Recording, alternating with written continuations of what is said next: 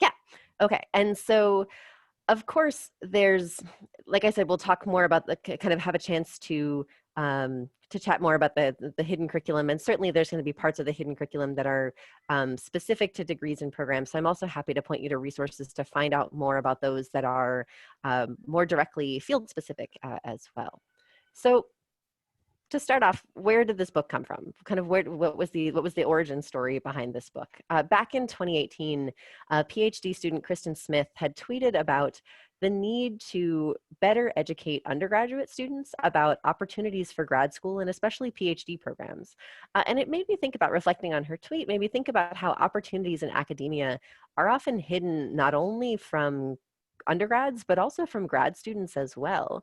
And thinking back on my own experience in grad school, I thought about the many times that I had found myself embarrassed because of things that I didn't know, not knowing the difference between a working paper and a paper that's forthcoming, or not knowing how to do a do loop in SAS, the statistical program that we were taught how to use in grad school, or not knowing the meaning of words like pedagogy or dialectical, and not knowing kind of what it means to write an effective literature review or how big a conference poster should be, kind of all these things. And I started a thread on Twitter, sort of reflecting on some of these embarrassing moments of grad school when there were things that I just felt like I was supposed to know but didn't know and ended up embarrassed because of it. And I encouraged other scholars to share similar stories of times when they had felt sort of befuddled or embarrassed or confused about things that they maybe felt like they were never taught in grad school or didn't have a chance to know, or felt behind other people in knowing. And ultimately, hundreds of scholars ended up sharing these stories on Twitter, stories about not knowing that you can get funding to do a PhD program, or bumbling the names of famous theorists when they were talking about them in class, or standing awkwardly at the back of a conference reception because they didn't know who to talk to or how to go about networking, or not knowing how to respond to an R&R on a paper or revise and resubmit request. And so I started collecting all of those different stories in a spreadsheet, kind of grouping them by different themes, the way I typically do in the qualitative research, kind of interview-based and ethnographic research that I typically do in my research, and kind of looking for patterns in what I was seeing there. And what I had at that point, even though I didn't quite know it yet, was essentially the outline for a book, with each theme being one of the chapters that ended up getting included in the final book manuscript. And meanwhile, Megan Levinson, who's the sociology editor at Princeton University Press, had seen the hashtag and some of the stories that were being shared on Twitter, and she reached out to me to see if I'd be interested in turning this kind of all these tweets and kind of all these ideas into a book. And at first, I was a little hesitant. I had just finished publishing and getting my first book out into the world, and I had a 1-year-old and a 4-year-old at home who took up most of my extra energy at the time. At the same time, I'd also already written a number of sort of short blog style pieces for my own students, reflections on things like how to outline effective research papers, how to give effective conference talks, how to encourage students to engage in discussions in the classroom. And so I figured at the time, well, maybe it won't be too much more work to flesh out these ideas into a fully formed book. And of course, I was wrong. It was a pretty huge amount of work putting the whole thing together. But this kind of writing, sort of writing to teach, it's especially fun for me. It's a different kind of writing than I would typically do in an academic paper, and hopefully a different kind of reading for you all as well than what you would typically encounter in academic writing. And so I'm glad that I stuck with it and was able to finish the book and get it out there into the world, especially for this academic year with all of the uncertainty right now. And so some of you might be asking, so what's the book about? Essentially, if you haven't had a chance to take a look at it yet, it tries to explain why so much of the key knowledge in academia feels so hidden from grad students, and also to uncover key parts of the hidden curriculum of grad school and give students tools that they need to uncover the rest for themselves. And then finally, to push faculty and administrators to do the work of dismantling the hidden curriculum and making it part of the formal curriculum instead. And I'll get back to that point about why that matters in a couple of minutes. But so what is this hidden curriculum? What does it include? The hidden curriculum it includes all the knowledge and skills and strategies that grad students, you're expected to know in grad school and that matter for success in grad school and in academia more generally, but that don't tend to be explicitly taught in grad classes. Things like how to choose a program and decide whether you want to go to grad school in the first place, how to find effective mentors, how to ask those mentors for help when you're struggling or not sure what to do next in your program. It could also include things like how to read effectively and efficiently in grad school. Most likely you've encountered the fact that the volume of reading in grad school is substantially larger in most cases than what you'd encounter as an undergrad, and almost always feels like more than is possible for a human to complete, at least reading in detail. Also, things like how to make sense of all the jargon you're probably going to encounter in your classes and in your readings, how to write effective literature reviews, how to stay on track in your program or study for qualifying exams, how to do things like get funding for your research, or how to present that research or write about it in effective and compelling ways. And then later on, how to do things like network and connect with people in your department as well as outside of your program or your department as well. And then how to turn your degree into the kind of career that meets your needs. And certainly, some programs might have a couple of courses on professional development, but there's often a lot that doesn't get covered. And instead, it's sort of expected that individual mentors will uncover that knowledge for their students, or that students will come in just sort of knowing that knowledge or picking it up on their own instead.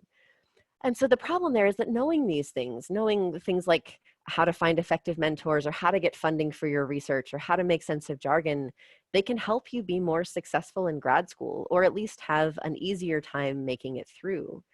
And so if that's the case, if this hidden knowledge matters for student success, so why does it stay hidden? Why isn't it part of the formal curriculum, the things that are explicitly taught in grad school instead? Now, unfortunately, one of the reasons that the hidden curriculum of grad school stays hidden is because academia doesn't reward faculty for being the kinds of teachers and mentors who help their students develop key knowledge and skills. Certainly, there are excellent mentors in academia, but they're rarely rewarded for the excellent mentoring work that they do. Instead, the big rewards in academia are all attached to research. Universities with graduate programs, especially those with PhD programs, are often called sort of Research 1 or R1 universities. It's right there in the name or the title. And at those universities, faculty members, professors, are typically hired, promoted, and rewarded based almost entirely on the research that they do. Professors who do more research and more prestigious research usually end up with more money, more grant dollars and more income, more awards and more opportunities in academia. And so what that means then is that the professors who teach in universities with graduate programs often have very little incentive to focus on being good teachers or good mentors.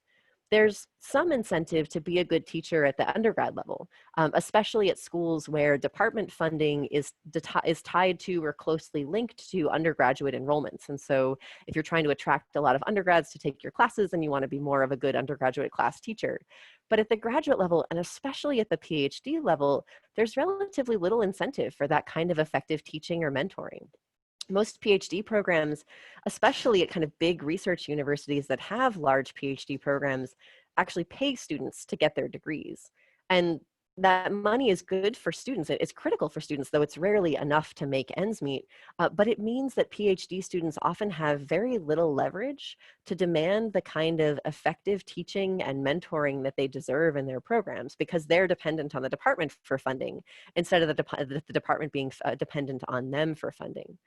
And so essentially then, because of how rewards in academia work, professors don't have, in most cases, an external incentive. They might have sort of internal incentives that it feels good to see your students do well, but there's very little external incentive for faculty members to be good teachers or good mentors. Instead, if anything, there's incentive for faculty members to what we might call pick winners. That means essentially recruiting and working with and investing in grad students who seem like they'll be able to succeed in academia with relatively little support. And we can think about which students those might be. They're probably going to be either students who come in already knowing a lot of the hidden curriculum of academia, or students who have the more of a sense of entitlement to be able to ask for help in figuring it out. And so that kind of picking winners model, investing in students who come in knowing the hidden curriculum or have more resources to try to figure it out themselves, it benefits professors because those students won't demand as much time or energy or support from their faculty members, which means that professors then have more time to spend on their own research instead of on things like mentoring. At the same time, though, the problem is that that kind of picking winners model, it really hurts a whole lot of students, especially students from systematically marginalized groups. And so essentially, we can think about this idea that by pushing professors to pick winners, to focus on those students who seem like they'll be successful no matter what, academia's incentive structure essentially ensures that grad school and higher ed more generally remain a sort of racist and classist and sexist and ableist and anti-immigrant and often otherwise biased institution. And so essentially academia, or at least the version of academia that we have in the US today, was effectively designed by and for wealthy white men. And so because of that, students from more privileged groups are more likely to have friends and family members who've gone to college and finished a PhD. Those students in turn are going to come to grad school already more familiar with a lot of the hidden knowledge in academia, the ways of doing things, the key terminology, the structures of success. I mean, certainly my 6-year-old daughter knows more about how college works than I did when I started college. And that tells you a lot about how much hidden knowledge there is um, in terms of and how easily it can be passed on within families or within kind of social networks, and that many people just seemingly aren't a part of. And so we can think about kind of how that matters for who has access to this knowledge. And so essentially then those students are going to come to grad school if they have people in their networks that they can rely on to tell them about how academia works. They're going to be more familiar with the hidden knowledge of academia, the way of doing things, the key terminology, these structures of success. Those privileged students, as I find in some of my other research, are also the ones who tend to feel most entitled to ask for help. I find in some of my research, and there's other scholars who've studied this as well, students from more privileged backgrounds have been treated differently by their professors, by their teachers, throughout their lives in many cases. And so as a result of that, they often feel more entitled to assistance and support and accommodations to better meet their needs. And it's not because they know better how to ask for help, but instead it's about trust. Essentially, students, highly privileged students, uh, have been given throughout their academic careers more opportunities, more respect by their teachers, by their professors, by other institutional authorities. And so they feel more entitled to more opportunities, to more deference, to more support as well. And they feel entitled to the kind of support that students from systematically marginalized groups have more often been denied. And so essentially then, because of that denial of opportunities and the way that students from systematically marginalized groups have often been treated, because of these sorts of unequal structures of schooling and of society in general, there's often a lack of trust that many students feel in their professors and in academia as a whole, which can then make it more difficult to be able to ask for the help that they need, and less trusting, as was just raised in the chat, that people will actually help them even if they do ask. That students from more privileged groups often sort of expect that people will help them if they ask for help, where that same expectation and trust doesn't exist for all students.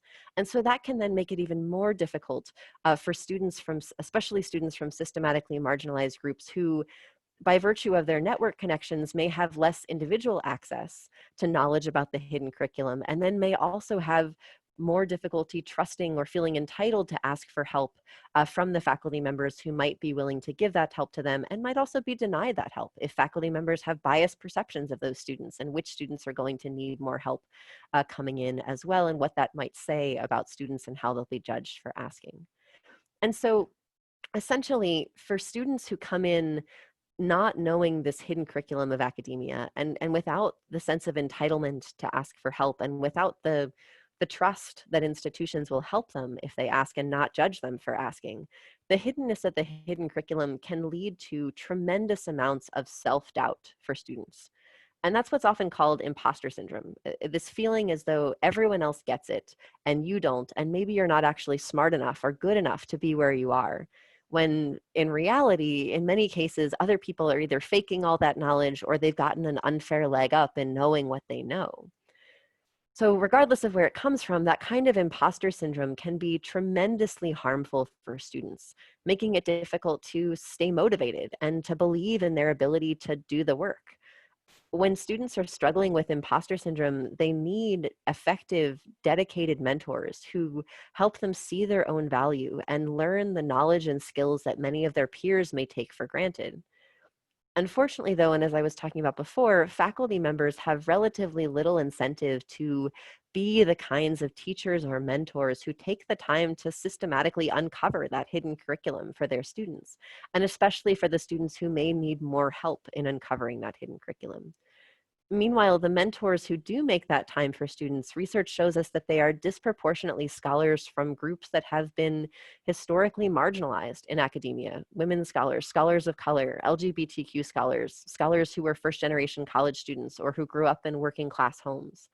And so, because of the support that those faculty members provide to students, we know that those mentors are often overburdened with requests. And that excess burden can make it more difficult for faculty from systematically marginalized groups to be successful in their own careers. And so there's a tough tension there between sort of this hiddenness and the work that so many dedicated faculty members are doing to try to uncover it, but then being pushed into sort of a disproportionate and unfair load of the service, and the mentoring and the teaching that goes along with that as well. Absolutely. And so what do we do about this? What do we do in terms of if this hidden curriculum, if the hidden curriculum being hidden is a problem, and if we know that it is hurting both students and many faculty members as well, how do we fix this? So essentially, and as I argue in the book, we need to change the structure of incentives of academia. Potentially, that means things like ratcheting down expectations for research, focusing on things like the quality of research rather than the number of publications or the number of grant dollars in someone's research account. It also means things like teaching faculty and future faculty to be good teachers and good mentors, really building that in and valuing that as part of the curriculum.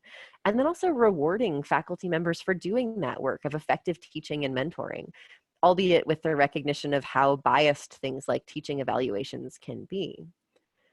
Unfortunately, those kinds of radical shifts in the structure of incentives in academia seem unlikely, especially right now with the recession creating even stiffer competition for the few academic jobs that seem to be available this year.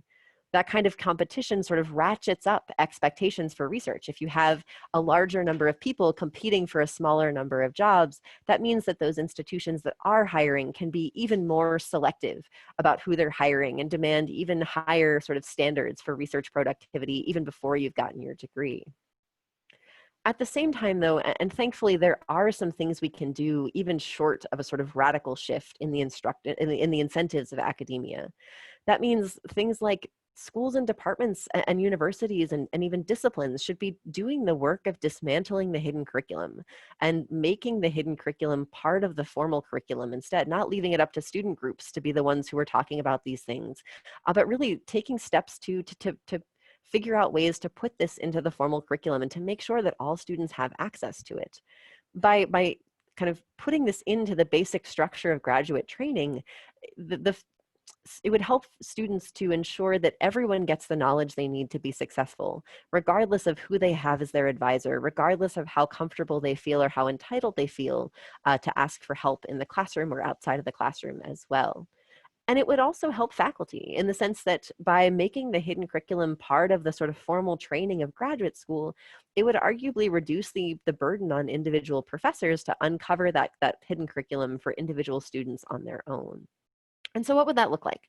I'd say that in practice, that would look like ensuring that all students are taught and also beyond that, get support in learning. So not just pushing information at students, but making sure that students have a chance to ask questions and engage and have faculty mentors who are supporting them in that learning process to get the skills and knowledge they need to be successful both in grad school and also in the kinds of jobs that they might want to get with their degrees. At the same time, though, I should note that these kinds of changes, changing the structure of the curriculum of graduate school, making the hidden curriculum part of the formal curriculum, that kind of work has to come from faculty and administrators. certainly grad students can and should push for change, but grad students and especially PhD students are in such a precarious position, as we've seen just over the past few weeks with injunctions filed against protesting students at the University of Michigan, or with the recent firing of PhD students at schools like UC Santa Cruz. Essentially, because PhD students are in such a precarious position, sort of dependent on their programs for funding and dependent on their advisors for sponsorship in their careers, PhD students are tremendously vulnerable to pushback, even if what they're pushing for is support that they desperately need in their own careers. And so, along those lines, one of the things that I'm trying to do with this book is to provide a resource for departments and programs that want to start these conversations, that want to make the hidden curriculum part of the formal curriculum of their programs. At the same time, one book, even a pretty long one, I think this one is over 400 pages, can't explain everything that students need to know to be successful in their programs or in academia more generally. There's just too much knowledge to cover, especially with variations across different disciplines and different types of degrees. That said, there are some parts of the hidden curriculum that are pretty widely applicable. Things you would benefit from knowing whether you're getting a PhD in history at Harvard or a master's degree in engineering from someplace like Mississippi State. And so along those lines, most of the chapters in A Field Guide to Grad School are dedicated to uncovering those widely applicable parts of the hidden curriculum, and also to helping students develop the skills and strategies that they need to uncover the rest for themselves. That includes things like in the book, there are a number of like email templates. One of the things that I've found in talking with my own students, and certainly there's even been PhD comics written about this, is the amount of time and stress that grad students, and this is certainly something I experienced myself as a grad student and still sometimes feel as a professor, is the stress that goes into writing kind of high pressure emails, or even sometimes emails that shouldn't be that high pressure but feel high stakes, because you're communicating across the power dynamics of academia. And so in the book, there are a number of different email templates, things you might use, kind of sample language if you need to ask someone for letters of recommendation, or if you think you might need to change advisors, or if you are asking for help with certain things in your career. And so hopefully by kind of including those templates, that can help give students the kind of scaffolding that they need in order to make it through some of those more challenging moments, to send that email that might get you the help that you need to be able to navigate the parts of the hidden curriculum that aren't covered in something like this book. And so along those lines, I thought it would be helpful for today to kind of touch on two parts of the hidden curriculum that I do often get questions about, especially when talking with PhD students, both at the beginning of their careers and then also at the end of their careers as well. And then we can sort of open it up from there. So the first thing I get a lot of questions about is how to find a good advisor. So along those lines, I think it's important to note that there isn't a single kind of professor who makes a good advisor for students. I think there are lots of different ways that lots of different ways to be a good advisor, that we can think about sort of what you might need advising wise. And it's also important to note that asking one professor to do all the things mentoring wise, it might be too much for one person to handle. And so that's why in the book, I talk about encouraging students to build a whole team of mentors rather than trying to find a single professor who can meet all of their needs.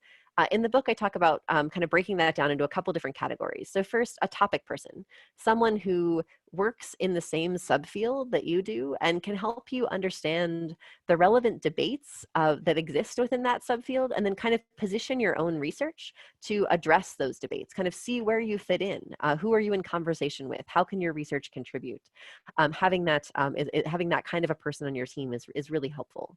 And then beyond that, also a methods person, someone who uses the same kinds of tools that you want to use in your work, whether those are physical tools in a lab or technological tools on a computer, or whether they're theoretical tools, kind of ways of thinking about research or ways of thinking about the world. So having that methods person is critical for helping you design effective research and learn how to carry out research in ethical and effective and sort of rigorous ways that you might do within your field. And then you'll probably also want an advice or planning person. So this is someone who, as we'll talk about in a few minutes, understands and respects your career goals, who acknowledges that the goals that you have for yourself and your career might not be the same goals that some of your other faculty members might expect you to have.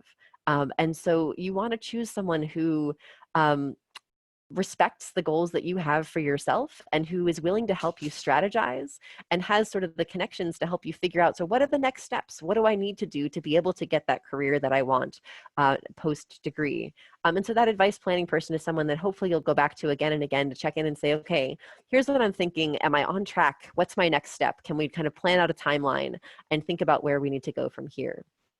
And then on top of that, I'd also recommend having someone who is sort of your writing, like writing role model. This doesn't even have to be someone that you know, but it's someone, ideally someone in your field whose writing style you really respect and appreciate, and that you want to emulate with your own research. It doesn't mean copying what they've done, but it means using their writing as a template for your own. Because just like with the emails, having a template, having some language to start from, having a structure to start from or copy off of, that can be tremendously helpful, especially when you're stuck in those moments of feeling frustrated with writing or feeling like you can't get any words on the page or not knowing where to go next. Having some writing that you really respect and admire can be useful as a way to draw yourself back in and seeing the good that you can do with your own work by sort of modeling your own work after theirs.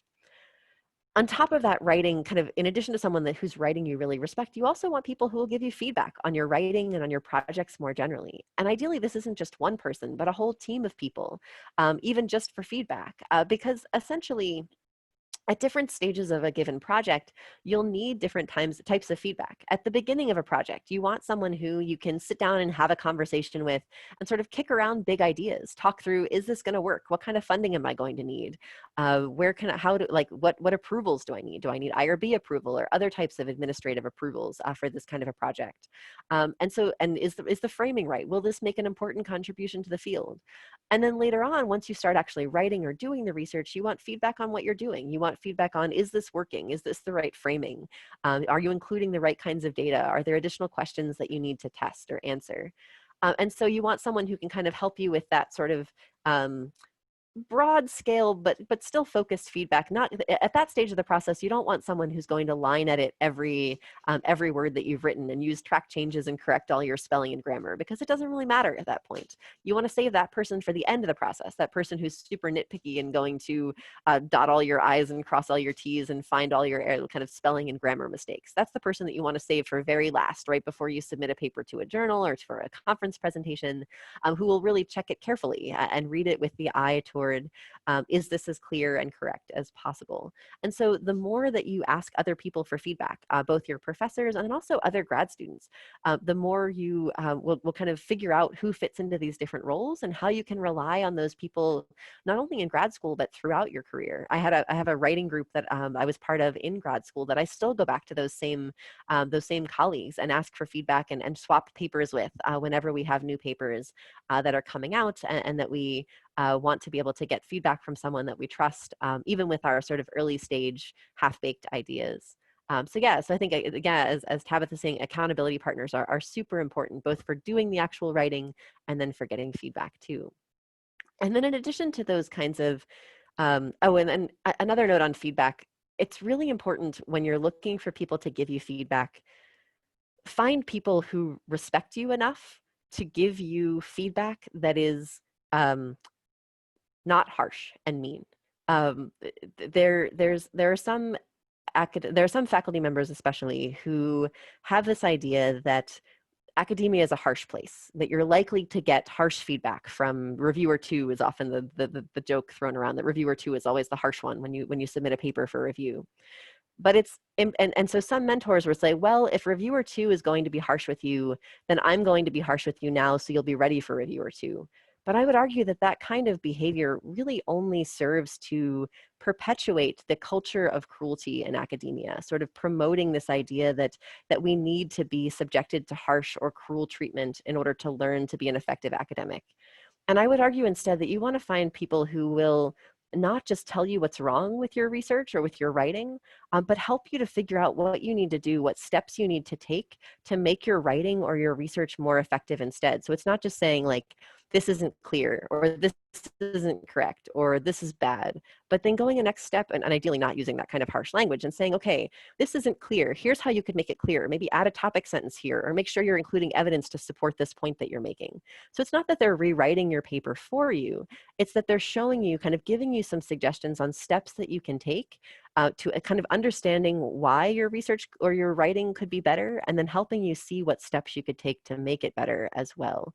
Those are the kinds of people that you want to get feedback from. And it's okay to keep looking. If you find people who are overly critical and harsh, you don't have to take their word as gospel. You can instead find people who will give you that direction, exactly that direction that you need to be able to move forward with your work. Because it's so easy, especially when students get that kind of harsh, critical feedback, it's so easy to shut down and just feel like, okay, I know this is bad, but what do I do next? When really it's not that it's bad, it's just that you're still learning how to do this, that you're in training. And ideally, your mentors should be training you to do better with your work and helping you see how to develop it instead. So on top of those kinds of feedback people, I'd argue that it's also important to have at least someone in your team who is well-connected network-wise, someone who knows other people in the field, because this becomes really important when you're on the job market. Whether it's in academia or outside of academia, who you know matters a lot for what kinds of jobs or postdocs you can get. And so ideally, you want someone on your team who is willing to walk around with you at conferences, if we ever have in-person conferences again, and introduce you to people that they know, or send emails on your behalf to people that they know saying, hey, this is my student, they're doing really great work, you should know about what they're doing, you two should have coffee sometime, or just swap emails to chat more about what you're doing. And so you want someone on your team who will do that on your behalf, and who's well connected enough to make those connections count. And then also, it's super important to have people in your team, whether they're faculty members or other people, who will listen and listen supportively, especially when things don't go as planned. There's a terrific book that came out either last year or the year before called Someone to Talk to by sociologist Mario Small. And technically it's a book about networks and who people turn to in their lives when they're having a difficult time. But his case study is first-year graduate students. And so he interviews and does surveys with large numbers of first-year graduate students, talking to them about who they talk to. And one of the things that he finds in his research is that first-year grad students are going through a tremendous, even this was pre-pandemic research, going through tremendous amounts of upheaval in their lives in terms of oftentimes changing cities, oftentimes starting new careers, very uncertain about what the future is going to hold, that can cause all sorts of challenges with partners, with extended family, with children if you have children, with kind of your own certainty and your sense of self and what you're doing. And so his research shows kind of how important it is for students to have people that they can talk to, that they can trust to share those kinds of difficult moments. And what he finds is actually that in those moments, students often don't turn to kind of the people that they've known the longest. They don't always turn to like their mom or their partner even, to talk through these kinds of problems. Instead, students often turn to other students, even if they don't know them very well, because other grad students are often the ones who best understand the kinds of challenges that you're going through as a grad student. And so there's a level of commiseration that becomes really helpful, not necessarily for helping each other sort of strategize how to get through problems, but just for having a sympathetic ear, someone who understands what you're going through and is willing to listen, and to help you give yourself grace, exactly, in those moments of stress. And so in thinking about the sort of team of mentors, certainly there might be some professors who check more than one of those boxes, who's a good topics person and also is a methods person and maybe also is really good at giving constructive feedback. But it's rare to find sort of one professor who checks all those boxes simultaneously. And even if you're lucky enough to find one of those sort of magical unicorn professors who can do all those things, there's a good chance that that professor is already pretty overburdened with student requests. And that's why it's important to build a whole team of mentors, not only for you and for your ability to get the support that you need, but also to make sure that your professors aren't tremendously overburdened with a large number of students as well, or at least that they can help a larger number of students by giving more targeted support to each one of those students that they're helping along the way. So yeah, so that's kind of one aspect of the hidden curriculum that I find really helpful to talk through. Another key thing that I think is useful to think about is the job market. And one of the things that I argue in the book is that students, it's really important to be thinking about the job market from the time that you start your program. And ideally, even before you get to grad school, because going to grad school, given the cost involved, and given the time costs and the financial costs in many cases, it only makes sense to go to grad school if it will help you to get the kind of career that you want after your degree. And so essentially, because things like master's programs, for example, tend to be very expensive standalone master's programs. And so you want to make sure that you'll get a job when you're done that'll allow you to pay off that debt. And meanwhile, even if PhD programs are fully funded, meaning you don't have to pay tuition and you might even get a small stipend, most of the jobs that require a PhD, like jobs in academia, don't pay as well as other jobs that require that much education. And so if you end up having to take on debt to finish a PhD, it can take years or even decades to be able to pay off that kind of debt. And so it's really important to plan from the beginning for what kinds of jobs you might be able to get when you finish your degree, and to kind of think strategically about what you're trying to do so that you can spend your time in graduate school as effectively as possible to get you toward that end goal. So along those lines, it's also important, though, to recognize that no matter what you do in grad school or when you're on the job market, there's only so much agency that you have in affecting your outcomes in that process, that there are huge structural constraints that are far beyond the control of any individual student or individual advisor, certainly as we're seeing right now with the incredibly small number of PhD jobs in academia that are being offered right now in this current job market season. And so many students in PhD programs, though, that they start those programs because they want careers in academia, jobs as professors or research scientists. And most PhD programs are even designed around those kinds of jobs, specifically to prepare you for academic jobs. Unfortunately, though, there are far more PhDs granted every year than there are these kinds of full-time, long-term, or what's often called tenure track jobs in academia. And that's especially true now with the current recession and COVID-19. The latest numbers that I saw in sociology, for example, is that there's only 30 jobs total for sociology this year. And there will probably be well over 500 students graduating with PhDs this year. So that's a huge imbalance in the job market. And so essentially then, if you're interested in careers in academia, and hopefully you're in a field where things are a little better, but there's also fields that are worse, it's important to understand why there are so few tenure track jobs, because it's that lack of jobs that then creates the context in which you'll have to compete for your own jobs. So why are there so few tenure track jobs? That's because most US colleges and universities, especially public ones, are actually struggling right now and have been for a while to make ends meet. Over the past 30 to 40 years, state and federal governments, and the states in the US and also the federal government, have really underinvested in higher education, shifting the costs. The costs of college used to be primarily paid for by taxpayers in the US. And that was why a generation ago or two generations ago, people could go to college for maybe $500 a year, as opposed, and even adjusting for inflation, that's far less than what we see right now. And so essentially, that's because the amount of funding from taxpayers that's getting pushed into higher education has been decreased and decreased and decreased over time. Instead, and as a result of that, because there's less money coming from taxpayers, schools are forced to push the costs of running universities onto students instead. And that's led to rising tuition dollars. That's why we see tuition for colleges and universities increasing so much in recent years. But even there, that increase in tuition isn't enough to offset the losses in terms of tax dollars for funding higher education. And so because of that, and in order to make ends meet, colleges and universities, they can't afford to have very many tenure track professors. And they often are forced instead to rely on things like large class sizes, having a professor or even an adjunct professor or a graduate student teach 200 or 300 or 700 students, rather than hiring one professor to teach and keep that professor long term to teach a smaller number of students, often with no benefits, if we're talking about visiting assistant professor jobs instead. And so essentially that undersupply of tenure track positions has big consequences for students who are getting their PhDs.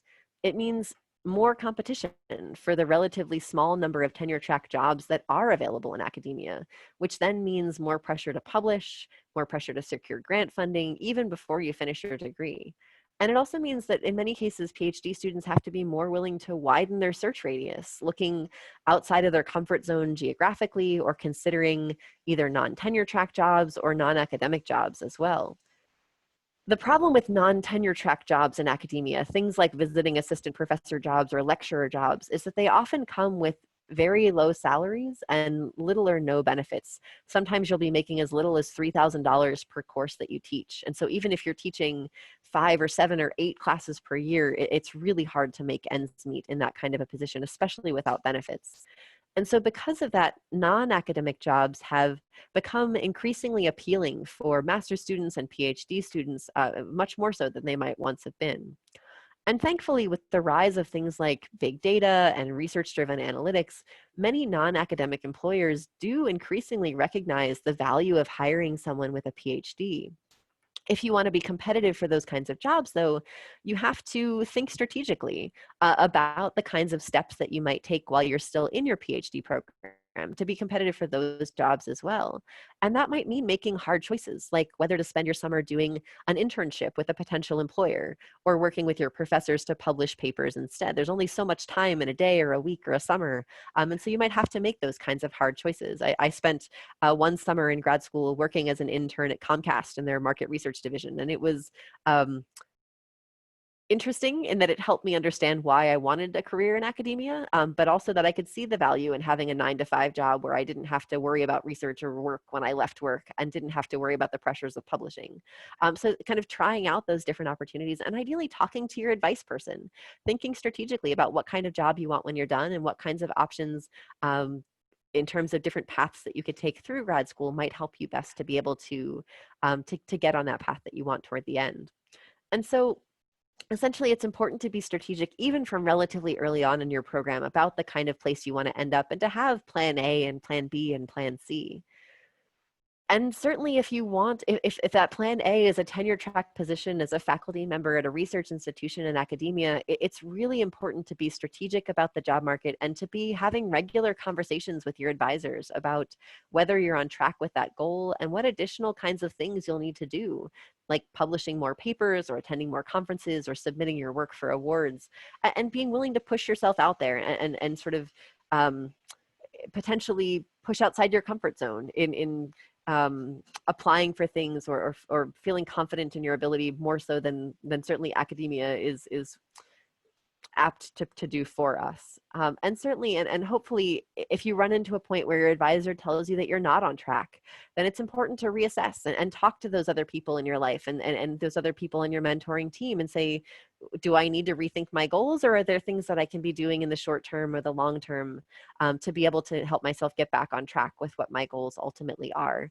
Though ultimately, in the end, I think it's really important to remember that no matter what outcomes you experience with publishing or with the job market, it's tremendously important not to blame yourself because this is a game that is stacked in the favor of very few people in academia and is almost inherently designed to reinforce the patterns of inequality that we already see in academia and that makes it incredibly difficult for students who are in many cases working against the tide to help themselves and that need more support in the process, even if the system is not designed to give them that support.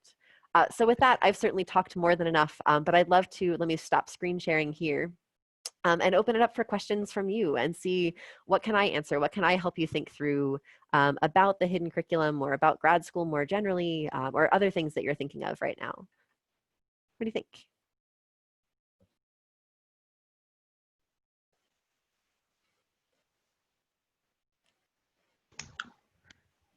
You can go ahead and unmute your mic if you have any question, or just type it in the chat, or those of you who came in after.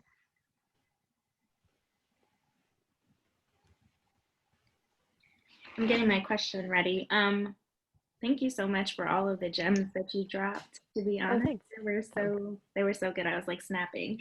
Thank you. In your book, you mentioned about procrastination and how like you were or there was a recent interview of the New York Times about procrastination as an emotion regulation problem and not a time management. And when I read that, I was like, that makes a lot of sense, how I could feel emotionally driven, you know, to not do something based off of like fear or anxiety in regards to like whatever's going on. And then a friend of mine, I mentioned this to a friend, and then she shared something that was like a different perspective on it, which was like procrastination is an arrogant assumption that life owes you another opportunity to do what you had time to do. And so I kind of wanted to know like what your thoughts are on like, I guess, hearing both. So yeah, that was my question. Can you tell me more about the second perspective? So is it saying that the person who's procrastinating is being arrogant? Is that the idea?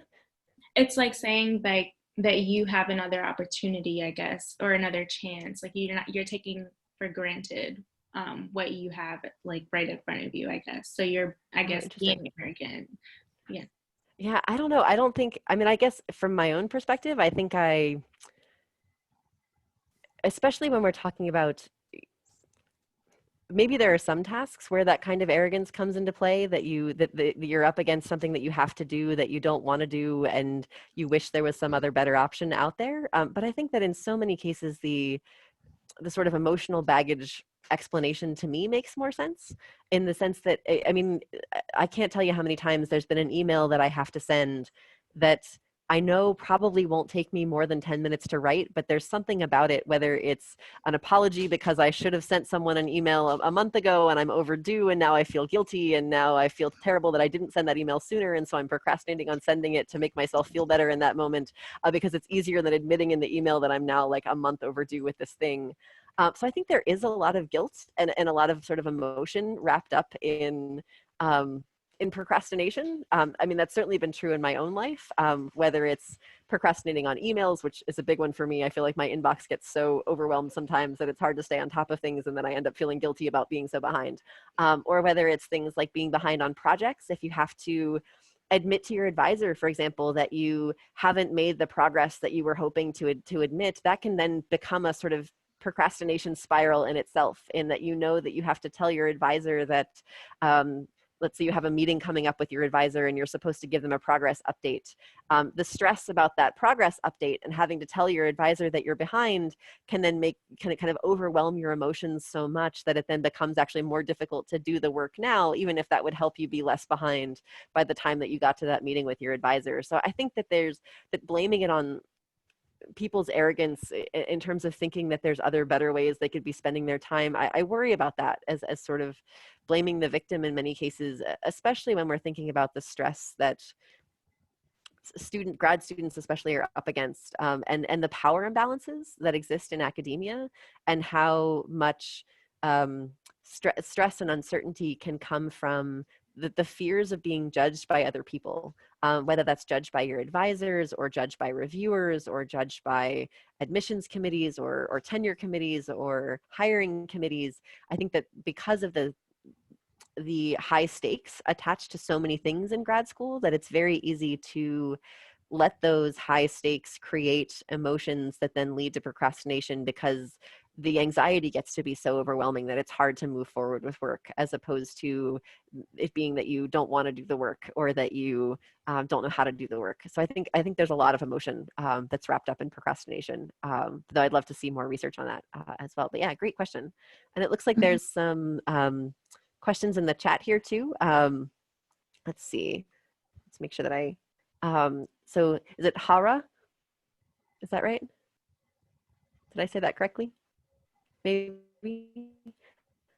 Excellent, thanks. Asks, is there any hidden info that mothers or PhD students can use now to make that process less stressful and more fruitful? So, I mean, certainly, so some of the research, asking specifically about mothers that are PhD students, some of the research that I've been doing during the pandemic is specifically about the challenges that mothers are facing in the wake of this pandemic, and the tremendous burden that school closures and child care center closures and kind of extra pandemic parenting responsibilities are putting on moms. And our sample has it's a mixed method survey and interview project, and a number of our moms in the study are PhD students and faculty members and other people who work in academia, in addition to other people as well. And certainly the stress one of the things that we find is that moms are facing so much stress right now, and facing frustrations with their kids, facing higher anxiety levels, especially if they're trying to work from home while providing care for their own children. And so I think, I think one of the things that I've been trying to do in the wake of this research is to lobby that universities need to be taking care of caregivers right now, that we need better support, that we need things like childcare subsidies, that we need better support for um, potentially things like extended funding for people who've had caregiving responsibilities, especially during the pandemic, but possibly in regular times as well, to account for the fact that people with caregiving responsibilities, whether it's mothers or people who are taking care of aging parents or ill family members, are going to be taking on an extra burden and don't have the resources in many cases. So I think it's certainly much more stressful for people who have those kinds of added life burdens on top of being a PhD student. In terms of being more fruitful, I think that's where it becomes tremendously important to have people in your life that you can rely on for support.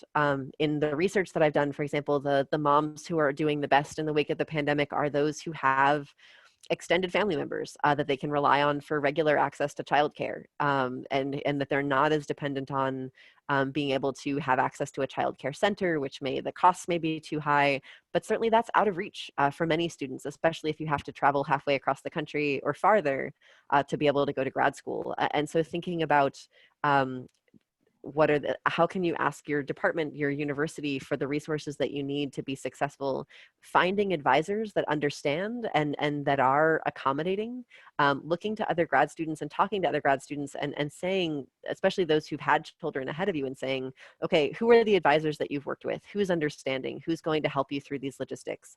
And who's going to be as accommodating as possible around the often unpredictable demands of parenthood or other types of caregiving responsibilities becomes tremendously important. But it's not easy. And certainly being kind to yourself and being understanding that your timeline may look different than your peers' timelines is also really critical when you're dealing with those kinds of added responsibilities. Yeah. So next question from, is it Latasha? I hope that's right. And so Latasha asks, did you want to jump in with your question? No, I was just gonna say, yes, that's correct, Latasha. Excellent. Latasha, next, nice. Thank you for your question. So she asks, should we balance networks for social and professional connections? Yes, absolutely. And so this is actually one of the things that I really like. Twitter certainly has its drawbacks, as do all social media platforms. But I think academic Twitter is can be a really fun place to make connections, not only professionally. I learn about almost all the new research that I read through Twitter now, which may or may not be a good thing. But it's a great way to share research, to join conversations about research, but then also just to get to know people that have similar experiences to you or that you like, and that are fun people to engage with around topics that you care about. And so I think that that's one of the nice things about social media, especially during a pandemic when we're all so disconnected from each other, and especially for students who often feel more isolated in their programs. If you are a student who is not the typical student in your program, then it can become even more important to find a community of scholars who are going through similar things to what you're going through. And social media can be a helpful place for that, and that you can find that community even if it's not in your program, or even if it's not in your university. And so thinking strategically, kind of looking for people who are tweeting about things that you care about, and then following people that they follow and joining those conversations can be a helpful way to get connected. I've developed co-authoring relationships through social media that I never thought I would have in terms of finding new people, certainly friendships as well. So I think that's a super helpful a super helpful way to make those kinds of personal and social connections. Thank you, but I never even thought about academic Twitter. I mean, I just think about Twitter as just, finding out the news, what's going on. So thank you for that. Yeah, no, I think there's definitely different fields have more or less involvement on Twitter. So I would say searching for some of the topics that you're doing and seeing if there's other people that are connected to it. It looks like my internet connection is being a little wonky. Let's see if I cut out, please let me know. But anyway, yeah, I would say definitely search around and see who you can find online, and see if you can make some connections there. And then in terms of accessing email templates, so there's some things up on my website, on jessicacalarco.com. I can put that in here. I don't know if there's any email templates on there. I can't remember what's there and what's not. There's definitely email templates that are in the book. And so And so that's one place to look for those kinds of, and if you have questions about specific ones, you're welcome to email me with questions too. If there's kind of specific things that you're working through and you're like, I have no idea how to write this kind of an email, what would you suggest? And also along those lines, I'm also doing, I've been writing a newsletter to kind of go along with the book that you can access for free. I think I have let me see if I can share my screen here real quick. I think I have the link up here. Yeah, so if you go to gradschool.substack.com, that also has kind of, it's a place where I've been putting together newsletter posts to kind of go along with the pandemic especially, and reflecting on things that aren't included in the book, but that are especially relevant right now. And so certainly if you have questions like that, if you're looking for more email templates that aren't in the book, drop me an email, because that would be a great topic for a newsletter post, especially if there's things that you're thinking about right now kind of related to this current moment that I'd be happy to jump in with too. Yeah, other questions? Let's see. Yes, yeah, it's right about 3 o'clock now, so I'm happy to, yeah, and the book I think is in the IUPUI library and is in the IU library as well, so you should be able to access it that way if you don't have a copy that you can. And certainly asking your advisors or your department to buy a copy for students to borrow is definitely not a bad option too, and certainly asking your libraries to get copies is helpful there. So let me stop sharing here. But yeah, and I certainly want to be respectful of all of your time, so I won't say too much. But like I said, please feel free to drop me an email if you have more questions. I'm happy to stick around for a little while longer too. I have to go get my daughter from school at 10 after 3, but I can stick around for a couple more minutes if there's more questions too. So if there are no more questions, I just want to say thank you so much, Dr. Calarco. That was an amazing presentation. And to anyone who has not gotten a copy of the book, you need to. This book is fire, and it has opened my eyes to, like, I realized there are things that I even needed to know that I didn't know that I needed to know. So thank you so much. You definitely need to get your hands on a copy, and it's relatively inexpensive. It's And like I said, definitely ask your advisors too, that they might be willing to get a copy for your lab or for you as a student instead of, but yes. Yeah, thank you so much, Aishiga. I really appreciate the invitation to be part of the conversation. Thank you all for being here. Yeah, and also, yeah, shout out to the UPnGO e-board who, without them, this would not have been possible. So thank you all. Yeah, absolutely. Thank you for putting this together. Have a good, bye everyone. Have a Bye, good take care. Have a good afternoon. Nice to meet you all. You too. Bye. Thank you so much.